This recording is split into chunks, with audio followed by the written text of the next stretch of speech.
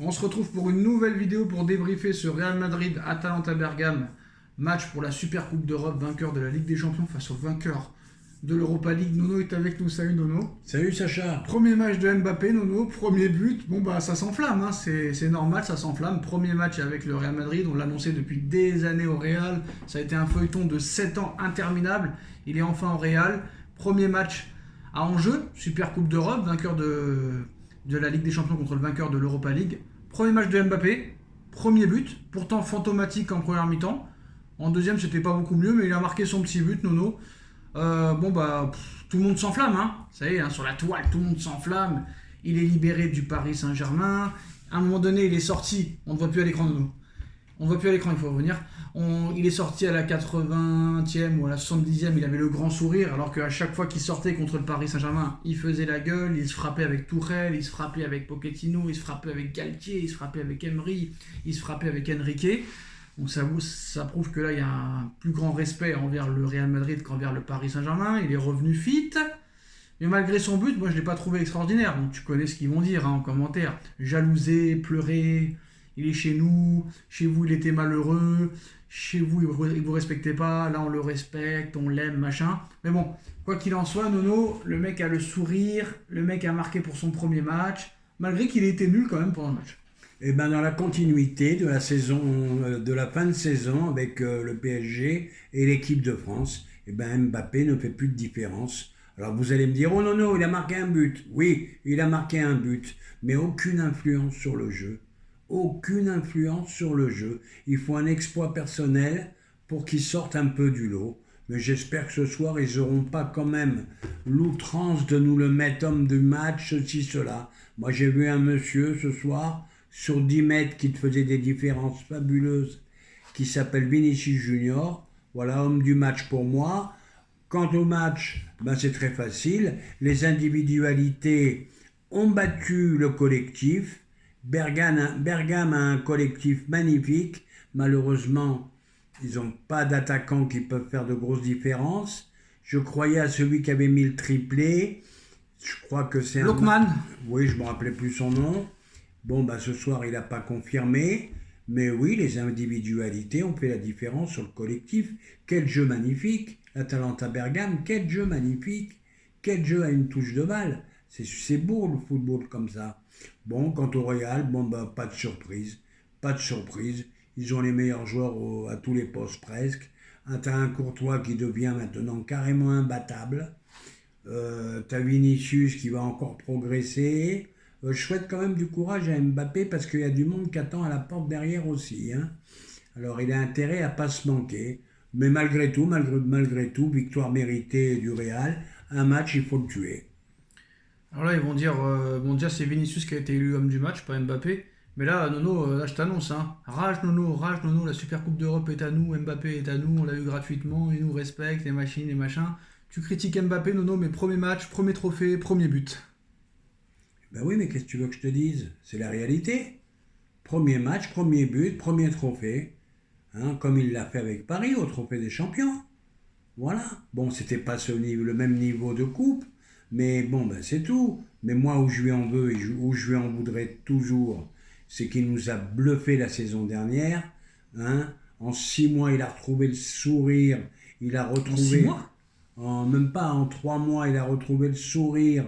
Il a retrouvé un physique. Même pas en un mois.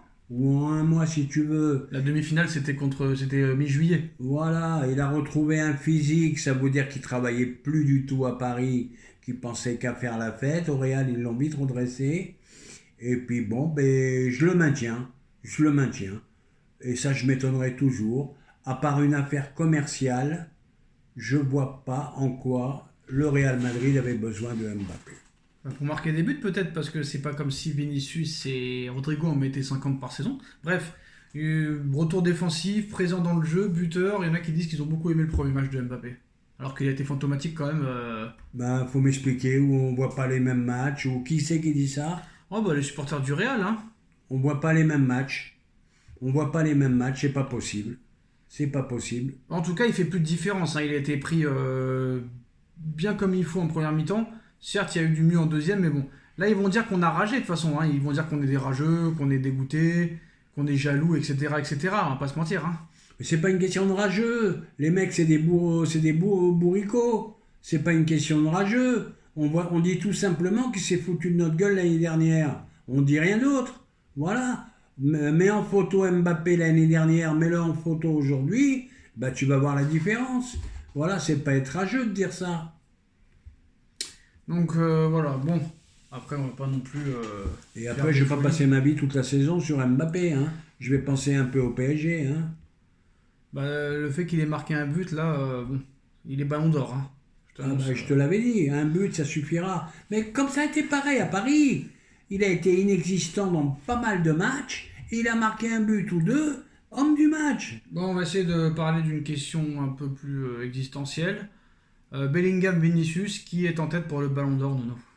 Eh ben malheureusement pour lui, parce que j'aurais aimé que ça soit lui, il a loupé sa Copa América. Je pense que c'est fait par Bellingham. Tu penses qu'il n'y a aucune chance que Vinicius soit ballon d'or? La Copa América va lui coûter trop cher. Alors Nono, ça y est, c'est officiel, hein, accord conclu.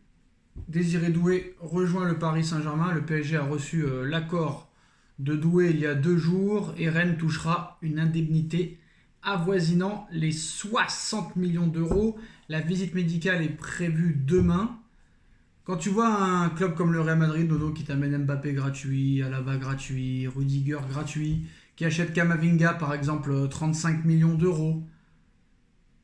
Bon, ils ont acheté Tchouaméni 80 certes, mais bon, t'as gagné 2 Ligues des Champions depuis que Tchouaméni est là. Ou une seule, je sais plus qui c'était là en 2022, non je crois que c'était une seule. Mais 60 millions pour Désiré Doué, Nono, bon... C'est bien. De l'avoir fait venir, c'est bien. Mais 60 millions d'euros... 60 millions d'euros, 18 ans, une seule saison en Ligue 1. 19. 19 ans, une seule saison en Ligue 1, qui m'a pas impressionné à un tel point de dire qu'il faut l'acheter. Ben encore un qu'on va encore prénommer Pépite. Pépite de quoi, on verra bien. Déjà, il faut que Barcola confirme.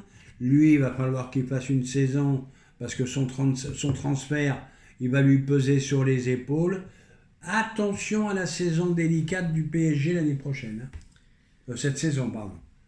Voilà. Donc, compliqué. En tout cas, Victor Osimhen a fait du PSG sa destination préférée jusqu'à la fin du mercato. Alors, Osimhen veut venir, Nono. Sancho veut venir, mais apparemment Paris n'en veut pas. Et après, on dit que les joueurs qui veulent venir, on les prend pas. Donc, et en fait, eux, ils veulent que des joueurs qui ne veulent pas venir, en fait. Ben, moi, j'y comprends plus rien. Je vais te dire la vérité. Soit si tu comprends quelque chose, moi, j'y comprends plus rien. Bah, apparemment, le problème, c'est que comme Kolo Muani et Ramos, personne n'en veut, Paris est obligé de les garder et de les utiliser. Donc, à l'arrivée, voilà. Ben, c'est ce qui s'appelle une douille. Voilà, tu as une douille que tu peux pas te débarrasser avec des salaires faramineux. Voilà. Qui aujourd'hui va pouvoir prétendre qu'au moins payer le salaire de Ramos et de Kolo Muani? Personne en Europe. Mais c'est des petits salaires, on en a parlé la dernière fois. C'est plus les gros salaires d'avant. Tu crois combien il gagne, Kolo Muani? Mais on te l'a dit. On te l'a dit la dernière fois qu'on a parlé des salaires. Combien? C'est 10 millions. Bah 10 millions, c'est pas un gros salaire? Par rapport à ce qu'il y avait avant, non. Ah bah oui, tu vas pas comparer. Le plus gros salaire de Marquinhos, le plus gros salaire du PSG, c'est Marquinhos. 13 millions d'euros. Quand tu vois que Nuno Mendes touche 1,250 000 euros. Ça faudra m'expliquer ce cas-là aussi, parce que là, j'ai compris. Ugarte touche à peine 3 millions. Donc il n'y a pas des gros salaires tellement à Paris maintenant, Nono. Depuis que Neymar est parti, depuis qu'Mbappé est parti, depuis que Messi est parti, depuis que Navas est parti, depuis qu'Icardi est parti, depuis que Verratti est parti, la masse salariale, elle a... C'est pour ça que maintenant tu peux te permettre... Enfin, malgré tout ça, je me fais quand même beaucoup de soucis. On ne sait pas qui part, on ne sait pas qui vient. Non, c'est la préparation qui a été catastrophique surtout. La préparation a été catastrophique. Mais on verra vendredi. On verra, on ne connaît pas l'effectif définitif. Compliqué. Ah bah ça y est, il va y avoir peut-être 1 ou 2 joueurs qui vont arriver, et c'est tout. Hein. Ils vont prendre un latéral gauche. Et qui va partir? Bah, Soler il va partir, Danilo il va partir, et puis voilà. Mais ça va être très compliqué quoi qu'il arrive. On verra ce qui se passera, on verra, on va savoir. Hein. Tout est possible maintenant. Mais bon, vu la préparation, ça va être vraiment très compliqué, mais bon, on verra. Et ils sous-estiment la Ligue 1. Je pense que la Ligue 1, les Monaco, Marseille et Lyon vont commencer très fort, je pense. Parce que là, il n'y a pas eu de préparation. Hein. Pour moi, il n'y a pas eu de préparation. 2 matchs amicaux, c'est pas une préparation. Mais je crois que la Ligue 1 va être beaucoup, beaucoup plus difficile cette année. Bah, quand tu vois Monaco qu'on a mis 4 ou 5 à Barcelone il y a quelques jours là, tu vois Marseille qui a fait 100 millions d'euros de recrutement. Ça d'ailleurs, faudra en reparler, on ne sait pas d'où sort cet argent. Et 135 millions de recrutement Lyon, 80 millions Monaco. Je peux te dire que les trois là, en plus ils ont repris 3 semaines avant le PSG. Ils sont bien prêts. On verra ce qui va se passer. Le Greenwood qui marque but sur but en match amical. Eli Wahi. Ils ont pris le petit aussi norvégien ou suédois, je sais plus comment. Et les places en Ligue des Champions vont coûter cher. Hein.